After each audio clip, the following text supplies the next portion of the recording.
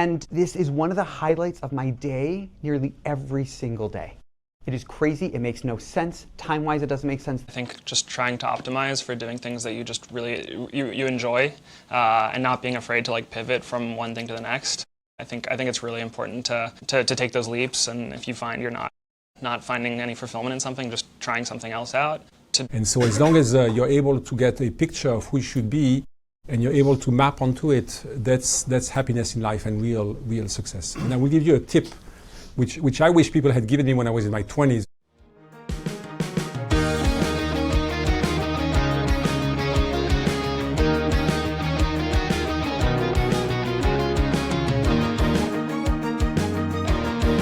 Shalom Aleichem, and welcome to Shtark Tank. Shtark Tank is a podcast about the challenges and opportunities of being a Ben Torah in the workforce.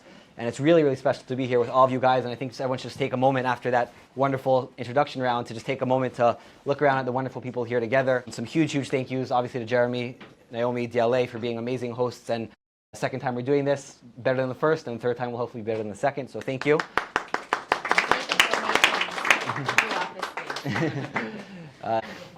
And a big thank you to Yeshiva University Israel, who helped make this event possible and sponsoring. So thank you to them. And a big thank you to Moe Mernick, who was a big inspiration to me personally in this journey. And so Moe had this idea years ago to start interviewing Jews who are role models and integrating Torah and business success. And that was really, for me, an inspiration. I read the columns voraciously and took that idea and sort of took it further with Shtark Tank. So Moe just came out with a book, Conversations with Jewish Business Leaders. And so our panelists, I'll just introduce them briefly. I'll tell you their bios for anyone who doesn't yet know. These very successful and famous individuals. I'll pull it up right here. We have here Moe Mernick. Moe is a tech entrepreneur, international speaker, 2-time author. His first book is about stuttering, highly recommended. He also teaches a Daf Yomi Shir and produces inspirational videos. You can check those out on many different platforms. Then we have Michael Bloch. Michael is the founder of Israel Impact Partners and a former senior partner at McKinsey, advising top organizations on strategy and growth. He brings the same seriousness to Torah learning and community impact. So welcome, Michael. Thank you. And finally, we have Ben Lang. Ben is a unit 8200, 8200 doesn't sound right. 8200 founder, veteran, sorry. He's a veteran of 8200. He's a former founder, early team member at Notion. He's now on the Cursor team. He combines hands-on startup building with a strong commitment to Torah growth and daily learning. So thank you guys so much for coming. The first question that we're going to throw out to our panel here is the definition of success. Our striving to be successful, but each one of us can have a different definition of success. So I'm wondering if each of you could try to distill your personal definition of success and maybe give some color as to how that drives you in your decision-making in your day-to-day life. Sure, I'll kick it off. And really the background for the book is that the book is not about me. I didn't really even write the book. They wrote the book. Michael, Ben, 50 others. They wrote the book. It's their content, their inspiration. And it's amazing to see as we went around the room to talk about our favorite mitzvah. Everybody's got their own world and story. What our hearts, what our souls connect to on the mitzvah. When we define the word success, there's no generic answer to success. Success, what does Hashem define success for me? What is my unique mission and purpose? What is my potential? If God says is most successful, that's not about me being compared to anybody else here or anywhere. It's a matter of am I being matched up to what I'm able to accomplish? And interestingly, there's 600,000 letters in the Torah, 600,000 souls. That's the word Yisrael, Yeshishim Ribui Osios La Torah. And the other name of the Jewish people is Yeshurun, Yeshishim Ribui Nishamos. 600,000 souls, 600,000 letters. Each letter cannot try to be a different letter. The Torah won't work. And if there's one letter missing, the entire Torah is puzzled. We're not able to read from it. Which means that every one of us has a unique role and mission to play.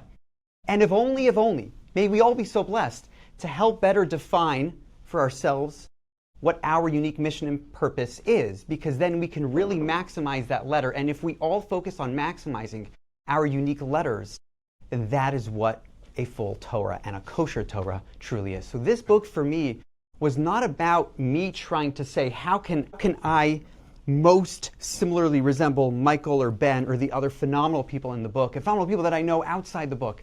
But it's a matter of how can I take inspiration from others, learn from their stories, so that I'm able to better maximize who I could be and, please God, in his books, be defined as a success. Wow. I want to start with a negative definition. What is not success? Everybody knows success is not about money. I actually have a proof from the parasha. Parasha last week talked about the Jews when they came out of Egypt. And it says there that the woman should ask from her neighbor for money, for kelim, for gold, and so on. And the Chidushei HaRim asks, why was it important for the Torah to say that she should ask? It was not a kinyan. She didn't own the money. She would borrow the money. And the Chidushei HaRim answers that that was the model for, that's the first time the money appears in the Torah. And that's a model that the money should be thought about as something that you borrow that you don't own. You got money for what you can do with it, not to amass amounts of money. So that's a proof, that success is not about money. So what is success about? Well, I think as Mo said, everybody should define for himself what is success. Generally speaking, you've got to, build a sort of a little model, between, being a father, being a parent, being a spouse, being a friend, being a business professional, and so on. I would give one thought that once you know what your definition of success is, the real enjoyment in life comes from doing what you know you should be doing. That is, people feel, I think, most accomplished and most happy when they're actually aligned with what they know they should be doing. And I think unhappiness, depression, and more comes when you've got too big of a gap between who you know you should be and who you are. And so as long as you're able to get a picture of who you should be and you're able to map onto it, that's happiness in life and real success. And I will give you a tip which I wish people had given me when I was in my 20s rather than having to discover it over the years. And my tip is that you should use your calendar in order to embed success in your life. If you know what success means in terms of time you want to spend with your wife, with your husband, sorry, with your spouse, with your kids, with your learning, with your parents, and so on, put it into the calendar. There's nothing that beats, a fixed slot here, a fixed slot there, to embed in the calendar what you know you want to be doing. Time has this strange characteristic that work always expands to fill the time available. If you take away time at the beginning of the week, of the month, of the year, because you've already committed it to learning, to play with your kids, to be with your spouse for a date, to be with your parents or whatever it is, then suddenly the work will fill the little space available, and trust me, the work will always get done in the end. So that's my tip about how to actually embed success into your life. Cool. Yeah, I feel like I'm still trying to figure this one out, and it's good to learn from you all, and many people here I look up to. But I think I recently saw a tweet that I thought was kind of nice from Josh Kushner, and I think his tweet was the goal is to just be excited to go to work and be excited to come home, which is it's really simple. But I think what was nice about that, what got me thinking, is just I think part of success is just prioritizing the right things, and if you have those priorities straightened in your head, that is probably going to get you on the right path to whatever success looks like for you. Can I just add on, please, one brief caveat? I think it's fascinating as we hear the different stories, and even over the last 2+ years to highlight this. It's wild to think that, as Ben just mentioned, our work and our home lives are not these two disparate entities, but rather a more holistic nature of what we're supposed to be doing. As you'll see in the books, this is not confidential, but the impact that Michael and Ben, for instance, have had on the efforts in the war were not separate from their work, but really through their work. For Michael's years as a consultant and the network that he had to distribute tens of millions of dollars to the war effort itself, to be able to work with nonprofits, helping soldiers and families in so many different areas of Israeli society through the McKinsey strategy and frameworks. To be able to help this country thrive is wild. Again, it's not distinct. My Jewish efforts are like this, and then I'm going to go to work and then be Jewish.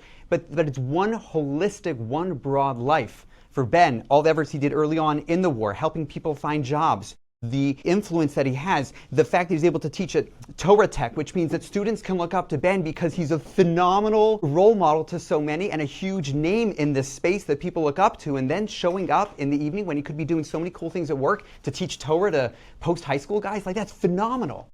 And when we look at success, I just want to make sure that it's stressed here that success is not distinctively in our religious worlds, and what we do in business is only to facilitate that, but leveraging our holistic lives, professional lives included, to be able to enhance this world is mind-blowing. Okay, thank you guys. So the next thing I want to ask you is that I got 2 messages recently from listeners of Shtark Tank. One of them might be in the room, I'm not sure. 2 fascinating messages. Message number 1, hi Yaakov, I'm in my last year of university. I would love to have a chat about finding ways to build a career with meaning. I want to build a career with meaning. That was message number 1. Message number 2 came from someone who said, Yaakov, me and a few of my friends were sort of getting a little bit older, and we're all getting to this midlife crisis. where we spent all these years and hours and months and energy and sweat on our work, and we feel, not that the work has been meaningless, but maybe not meaningful enough to justify the entire lives that we've invested in them. So I'm wondering, you guys can either speak to both of them or to one of them, according to your preference, but to speak to the student who wants to start off his career, how to achieve meaning or how to expect meaning throughout their career, and then to someone who's already been through a career and looks back on it and feels a little bit sour. Maybe we'll try to go back the other way. Ben, you want to start? I want to think about it a little bit more. Do anyone else want to go? I actually think I sit in the right seat because normally you start from the right or from the left, and I can just think. But thank you, Ben. So I want to tackle the second thing, the second one, the midlife career crisis. Actually, it's interesting. When I was young, people talked about the 40-year-old crisis, where people would get a Ferrari, a new wife, and so on. I haven't seen a lot of that around my friends. But I see a lot of 50-year-old crises where people actually have made lots of money. In today's world, it's relatively easier than before to make a bit more money at midlife, and are asking, what do I do now with this with these resources, with my time, with my and I retired from McKinsey at 47. People were very surprised, and I shifted to a career that gives me a lot more meaning and a lot less money. So people came actually to ask about how I was thinking of that, and in developing an answer to help them, first of all, I came to the realization that when you talk to people a little older, they often talk about meaning comes from giving. Meaning comes from doing things for others. It can be for your family, it's often for your community or for a broader group of people. So the first thing that I suggest people do when they think about adding meaning to their life is to think about who else they can help beyond themselves. The second thing, and by the way, there's a nice framework that people use, which is called learn, earn, return. Learn is up to your 30s when you're still learning, whether it's in university or later in the career. Earn is from the 30s to the 50s, typically when you're actually maximizing your earning power, you're at the peak of your energy and so on. Return is what you do afterwards when you start to give back. And some people start earlier, some people start later, but I think the framework makes a lot of sense. So the first thing is to find opportunities to add giving into your life. The second is that I find that many people think of life in sort of binary ways. Now I'm working, later I'll be retiring and I can do bigger things or helping or whatever. I actually think life is more complicated and more interesting if you think of it as a portfolio of activities.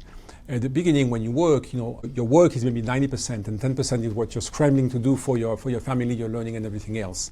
But as you grow in maturity and maybe in earning power, there's often a chance to spend a bit more time working and to expand the set of things you do next to it, which can be working with Amutot, which can be serving on a board, which can be volunteering to coach underprivileged kids or share your experience or whatever it is.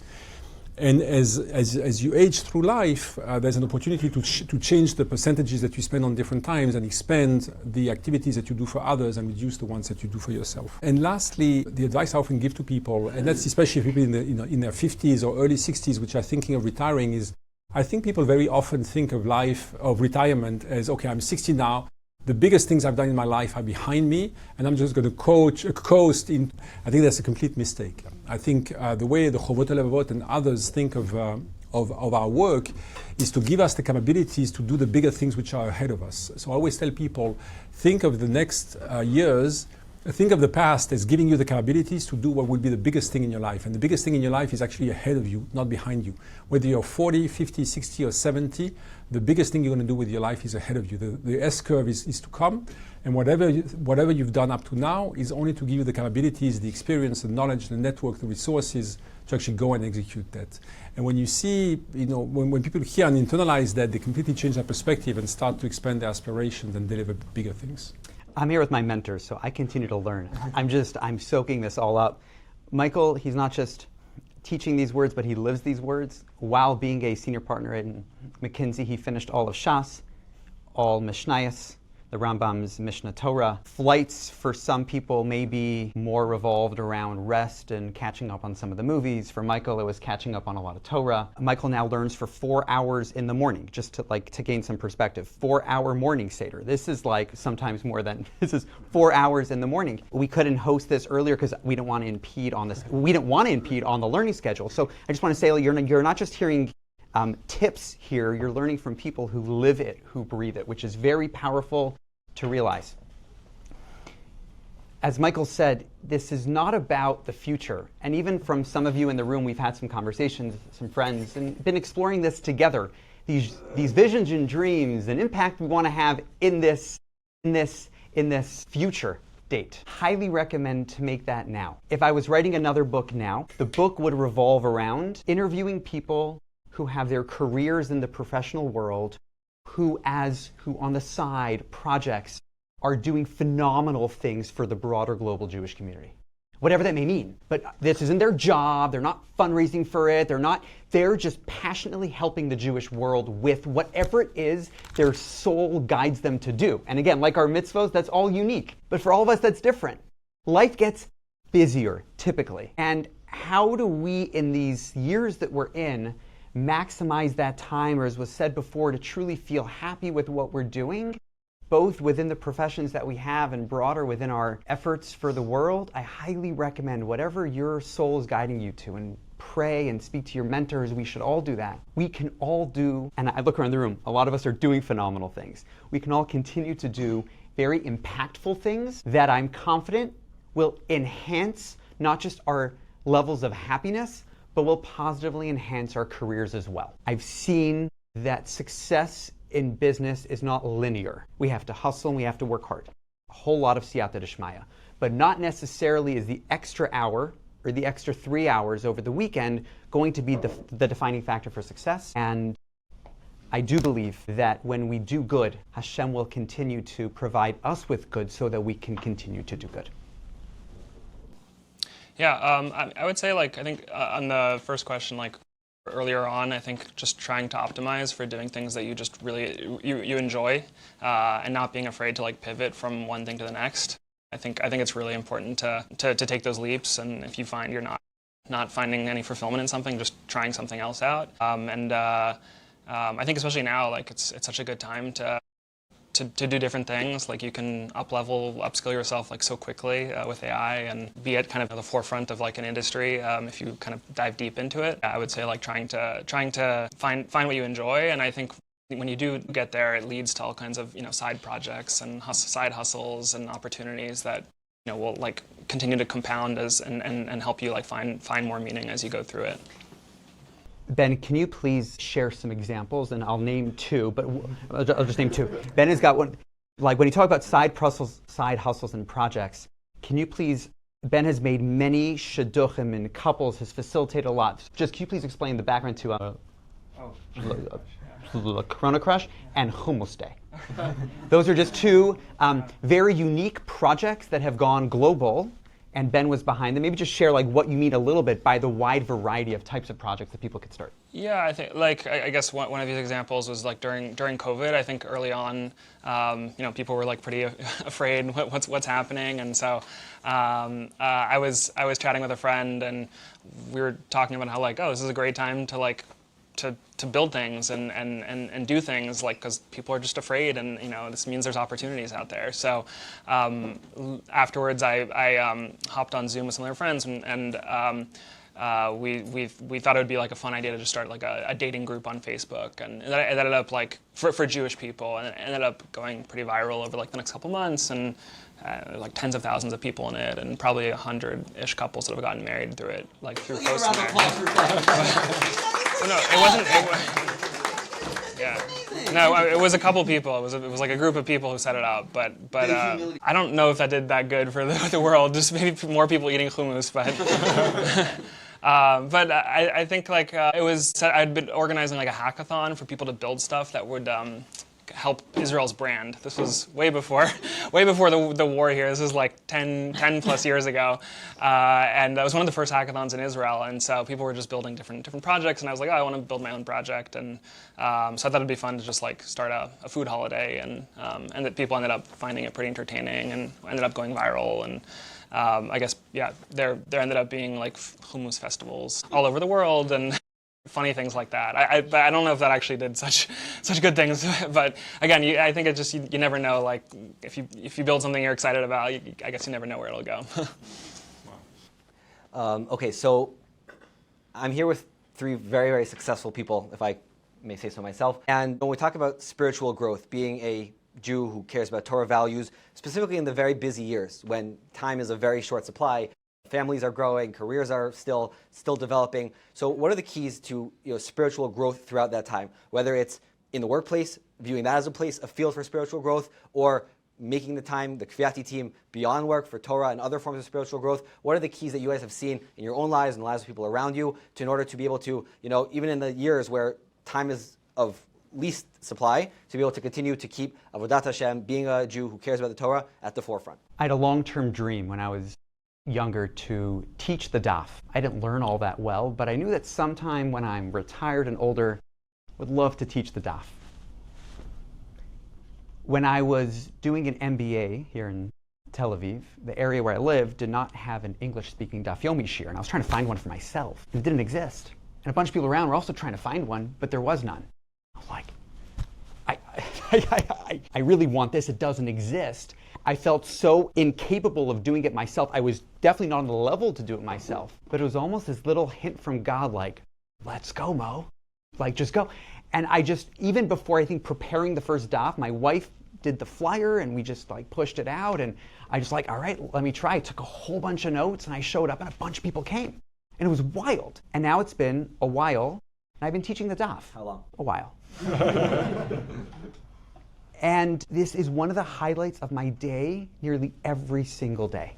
It is crazy. It makes no sense. Time-wise, it doesn't make sense. The prep, waking up early to do it, to teach it. But it feels so right. It's so intellectually challenging to learn this information.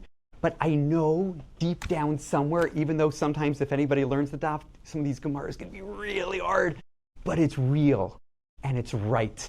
It's right for me. And what a blessing it was for me to live in a community where it didn't exist, because I would not have started it had that not been the case. I want to encourage you all to have dreams, visions, aspirations, and may we all be so blessed with getting that little nudge from heaven when it's time to take that jump. It won't make sense. The hours don't work out, but when we know it's right, we know it's right. Again, let's spend that time thinking about what those true dreams look like, and may we all pray for the clarity on when we could take the leap and make those a reality. Staying spiritually fit as you grow, particularly in the middle of a busy career. Look, I'm a very practical guy. I didn't have a yeshiva education. I lived in a small hall at the far edge of French Switzerland.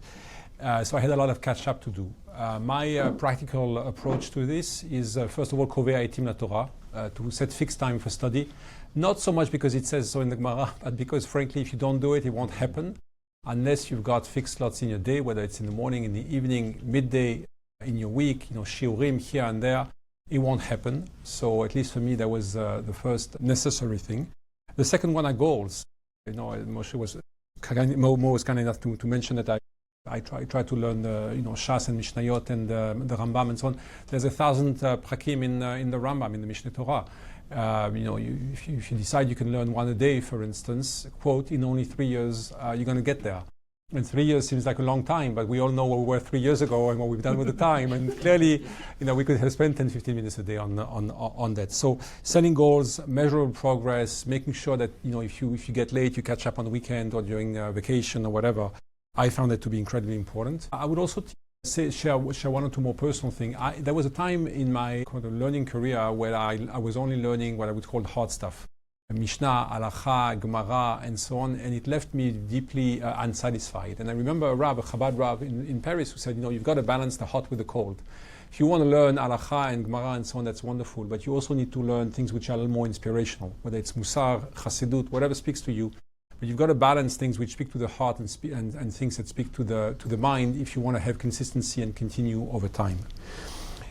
The last thing I would say, and I think, and this is critical, and I didn't realize how critical it was until recently, is to be surrounded by friends, role models, mentors with high aspirations, people who are far better than you. I think I can name a number of people in my life who I was admiring, and then at some point I realized, well, but I could also be like them, at least partly, if I set my mind to it. I have a friend, for instance, called Jeremy Berebi, who was a very successful venture capitalist for many, many years in Israel, did thousands of investments, has 18 kids, believe it or not, so quite busy family life as well, and learns very seriously. And I remember the day that he told me he was actually spending a few hours a day learning Gemara, and could actually, after a few years now, learn Tosfot from the bottom of the Amud to the from the top to the bottom of the Amud and understand what he was learning.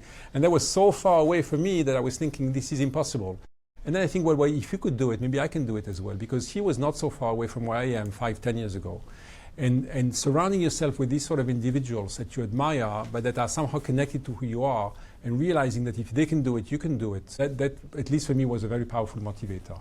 And I would return the compliments and the favor to Moe to say there is no better rags to riches story than Moe's individual story of being a kid who was stuttering, conquering his stuttering over the years, writing a book about it, and now in his next career becoming a communications coach to teach others how to communicate. So if Moe could do it, then maybe we can also do it. We can also go from Aleph to Taf, from one extreme to the other. If you can go from being a stuttering kid to being a communications coach, then maybe we can all become someone in whatever we set our mind to it. Yeah, so on my end, I guess towards high school, felt a lot of negativity towards learning, and really moved away from this whole world. So for me, it over the past couple of years, it's kind of felt like rebuilding a muscle, and very painful at first, but learned to enjoy it, and also for very satisfying. And I've tried many different things over the years to figure out what works for me. I think what's worked for me probably has been just accountability. So having people I learn with one-on-one who hold me accountable, and having it on the calendar, like you said, I think has been really important. And I've tried many things, and amongst them, at some point I did this for maybe a couple of years, where I had a life board, which was just a WhatsApp group with a couple people I look up to, and I would just send them quarterly reports to how I was making progress in different areas of my life. And one of them was Judaism and learning, and so just different things like that have kind of helped me rebuild this muscle over time. Okay, so one more question that I'm going to ask, and then we'll be happy to take some more audience questions. The time that remains, we're going to try to wrap it up around 1:45. People have places to go. So as I mentioned before, we have some, 3 phenomenally successful people here. But we're talking about growth. So growth means to start on the ground and build yourself up to something hopefully a little higher off the ground. So I'm wondering if each of you could share a rookie mistake, or as my father, who's here in the back, likes to say, a learning experience while you're younger that really has helped you realize important things, important lessons that you've learned, and that you could also help share with others. I walked into my shul one Shabbat in the morning. Somebody looks at me and goes, "Moe." I was like, "Yeah." He goes, "Wow, it's nice to see you again." I was like, "Great to see you too." It was, I was at your Brit. I was like, "What in the world? Who are you?" He backs up and tells me the story that he knew my family back in Canada. And he was close to my family. He's come over to our house a lot for Shabbat. And he remembers when I was born. And he remembers the speech that my dad, of blessed memory, said over at my Brit. I was like, "Tell me, I would love to hear what that speech was." My dad spoke at the Brit Milah and said that he asked Ramosha Feinstein from the U.S., Zecher Tzaddik Levracha, a shaila, a question. My dad wanted to be a doctor, and he's a Kohen. So as a Kohen, does he have some sort of permit to be a doctor if sometimes there are situations in which he'll have to be around a corpse, and as a Kohen that's not allowed? Ramosha said, "Why do you want to be a doctor?" My dad responded, "I want to save people." Ramosha said, "If you want to save people, then save them spiritually." And that was my dad's shift from medical school into being a business guy, working on very large deals, and passionately working on helping the Jewish people, inspiring the Jewish people, not as a job, but as a passion and funding it. And I grew up with this. We had a ton of people over at our houses. We used to fly around to Shabbatons all over the U.S. as a kid. I remember this. And as I was getting older, I was trying to find others. I was venturing out into my own job, my career, mentors. And I remember thinking that I've got a lot of great rabbis that I look up to, and a lot of these business gurus and business school, business girls that I look up to. It was harder to find more examples and role models that were synthesizing the two together, leading a very intentional life around combining both worlds with really one goal of serving Hashem and being in business and passionately helping the Jewish world at the same time. This book for me was a personal journey for many years. This is like a 7-8 year book of meeting people and trying to get their advice on how they do what they do. My mistake was that I wish this book was about 50 times the size, because there are so many more people that should be in this book.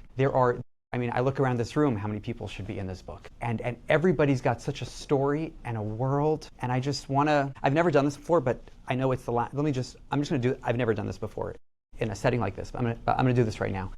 As a Kohen, I just mentioned that I'm a Kohen. I'm going to give everybody a bracha, and I'll explain it. Yivrecha Hashem v'yishmerecha yo'er Hashem panav elecha v'yichuneka yisa Hashem panav elecha v'yasein lecha shalom. May you all be blessed with a tremendous amount of success in the material world, a tremendous amount of success in the spiritual world, and a deep sense of shalom, of synthesizing the two, of inner shalom, of leading a happy life, a deep sense of recognizing that we're each on a unique mission, each with a unique purpose, success in these two worlds which merge into one, and deep happiness, meaning and purpose, knowing that we're doing the best that we could do. It's like really, really, really hard to speak after Mo. You know that, right? You understand that. You feel for me, I'm sure. One mistake. There is one mistake I made. It's a hashkafic mistake I made for a very long time, which is this belief that I had to be what people expected me to be. And I got pulled into all sorts of directions. I remember, for instance, there was a time at McKinsey where people said, on the weekend, you should be socializing with your colleagues. That's what's expected. If you want to become a partner, that's what you have to do. And I tried it once, twice, 3 times. It really didn't feel right because I didn't want to socialize with my colleagues. I wanted to socialize with my friends or with my family and so on. And I came back at multiple occasions in my life where I tried to be what people wanted me to be, and that really didn't sit well with me. And it took me a long time to realize that I had a number of quirks or defects or whatever it is, or personality traits. For instance, I'm a bit of an introvert. I like people, but in small quantities, and I can't stand too many people for too long. And it took me a long time to accept that. That's how I was, and there was no reason to force me to be, what people expect me. So, for instance, after Kiddush on Shabbat morning, we have a fantastic Kiddush in our shul. I go home. Because that's what I like to do. I go home, I read, I learn with my kid, I spend time with my wife and so on. And people look at me strangely and they say, you should really be staying and so on. And I should really be, but I don't want to. And it took me a long time to be at peace with myself and say, this is who I am. And I'm just going to continue doing that. And I think if I had one thing I would do differently, is I would be myself a little more and be a little less influenced by what the world wants of me. Yeah, I think on my end, I'd say being too divided amongst many things. I think this has probably happened a couple times in my life where I was just overcommitted in many directions and didn't feel a sense of focus. And there's, I guess, multiple points where I've realized how important just focusing on kind of a few core things is. I actually I work out of a friend's office and founder of a company, and he does this thing that's really simple, but I'm always amazed by it because it's so smart. On his phone, he just has the screensaver. When you click on it, it's just 3 important things to think about. And he changes it every month. And for me, every time I see it, I'm like, oh, this is such a good way to just remember to stay focused on what matters. And he's always looking at it and ruthlessly thinking about these 3 things. So I think it's just good practice to have. I'm not like that, but I have a life goal, and I just actually saw that. So my screensaver now is Ein Od Milvado. Highly recommend it. So when you take out your phone, if you're about to do just waste time for 5 minutes, it's very awkward if you just but God. Anyways, just my family's the main screensaver, but the lock screen is Ein Od Milvado. Do you want to unlock your phone right now? Is there a So we'll just grab 3 questions from the audience, and then I'll just say it back for the mic, and then we'll probably wrap up after that. So Alec, go ahead. First off, thank you so much. This is amazing. Thank you for putting it together. I guess my question is, there are tons of highs and lows in business, especially for someone in a founder role. What's your best tips or advice for making sure, we'll say the lows specifically, but also maybe the highs stay in the workplace and you don't bring them home to your family and everything like that? Firstly as well, thank you very much for everything you've said. There's a lot there to digest. In terms of as you mentioned as well, with the tougher times, how do you find yourself how do you get through the tougher times? What strengthens you to be able to deal with those tough times when you're in them? Thank you. One more. Thank you guys so much for coming to talk.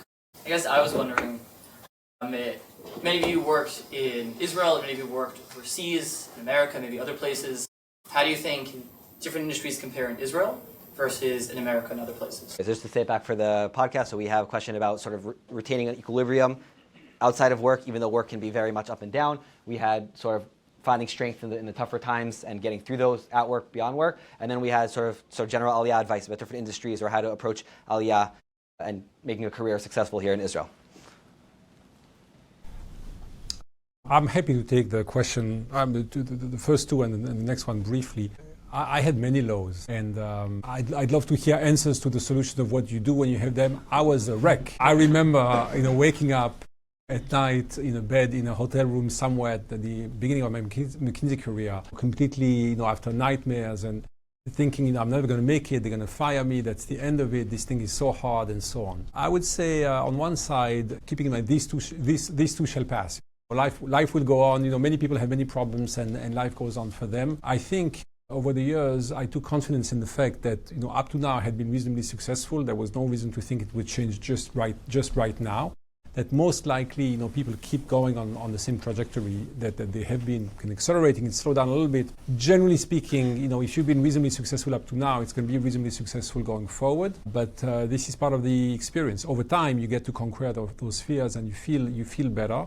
At the beginning, I think many very successful people feel from imposter syndrome, which basically means that you feel that you're not in place and the world is after you, and you're on the stage and people are going to realize that you're just a joker and an imposter out there. Well, the others think the same, and the scene is called world, and the game is called life, and they're all at the same stage as you. They're all pretending. And so relativizing and so on. If you have people of stability around you, mentors, friends that you can talk to, and just play back things, you realize as you play them back for them that they make you feel it's just okay. It's going to be okay. It's normal. There was a question around Israel versus. I forgot what I want to say. It might come back later. Sure. So in terms of this, sorry, we just go to Ben. So I'm going to go to closing remarks at the end of this question. So Ben, any thoughts about these questions that you want to share? Yeah, I guess I've been at points in my career where I didn't know what I wanted to do and felt very lost and confused, probably multiple times. And my solution, I think there's many different paths, but mine was just try to find other people who are in a similar boat and talk to them about it. And so I ended up at some point hosting a couple dinners for people who were in that phase. And my big takeaway was that there were so many people who were very successful and who on the outside seemed like everything was great, and who were also kind of struggling and didn't know what they wanted to do. And so that for me was always really helpful, just kind of creating community around whatever you're going through and trying to find people to talk to. Just a quick note on the two separate notes. First of all, on the struggle. So just something that I learned a few hours ago in the morning in the daf is we just started Maseches Menachos. Menachos means a flower offering. If you think about the prayers we have each day, there's Shacharis, Mincha, and Maariv. If you think about the names of these, Shacharis is Shachar, morning, beautiful. Maariv is evening, wonderful. Mincha means what? Afternoon prayers, what? Mincha? What does that even mean? So it's brought down in the commentaries that as hard as it is to pray in the morning, it's a good way to start the day. In the evening, a nice way to end the day. The middle of the day, we're busy, we're at work, there's life, it's very, very difficult to pray mincha. And especially when we're traveling, it can be very difficult to pray mincha. That's why it's like a delicious offering to Hashem. Through the struggle, through the challenge, that's what makes it meaningful. If it was easy, it was easy. There's no purpose for this world if it's easy. Anything in entrepreneurship, any success in any area of life, marriage, kids, this stuff is really difficult. And it's beautiful because it's difficult. You mentioned before the stuttering. I grew up with a debilitating stutter. I couldn't really talk that much. While to now see, at the age of 39, that this was the greatest gift from God. Then, hell. Sorry, you might have to edit that out. Hashem gives us the opportunity to come closer to Him and to lead a meaningful life through the struggles, personally and professionally, the failures that we have, the downs that we have. This enables us to become the people that we are. By the way, the name Moshe, I missed in the story before. I'm named after Rav Moshe Feinstein because of that story. I was born shortly after he passed away. My only one Hebrew name is Moshe. And parenthetically, this week's Parsha, Parsha's Va'era, Moshe talks about his stutter. He doesn't want to go and become the leader of the Jewish people. I felt that way for many, many years, not being able to talk, and looking at Moshe as an example of if he could go and speak, go to Pharaoh, go to Paro, and try to lead the Jewish people with that. And perhaps in some of the commentaries, he was chosen because of it, not despite, but because of it. And somehow all the challenges that we have in our lives, we're not chosen despite them, but because of them, we're able to fulfill our unique mission here in this world. So thank you guys so much. We're way over time, but it wouldn't be a Shtark Tank without a quick lightning round. So before that, I'll just say a huge thank you again to DLA Piper, to Yeshiva University of Israel. Everyone can grab a book, grab an autograph on the way out, and thank you to DLA for helping making sure that everyone gets a book, students and the like. So let's go to our lightning round. 3 short questions, 3 hopefully short answers. Mo, we're in the winter. We have these nice long Friday nights. What do you like to do at that time? Play a lot of games with my kids. Amazing. Michael, Parshat Shavua, your favorite sefer? It's a different sefer every year. This year I'm learning with Rav Moshe Staragins Sefer. He's a fantastic Ram, not very far from here in the Gush. Amazing, and how he links the current events with what's happening in the parasha, particularly through the times of war and so on. Highly recommended. All right, Ben, this is the hardest question. If you had to leave your current job and all of your side hustles and choose a new career, something you've never done before, maybe something you dreamed of doing as a kid, what would that be? Astronaut. Thank you guys so much.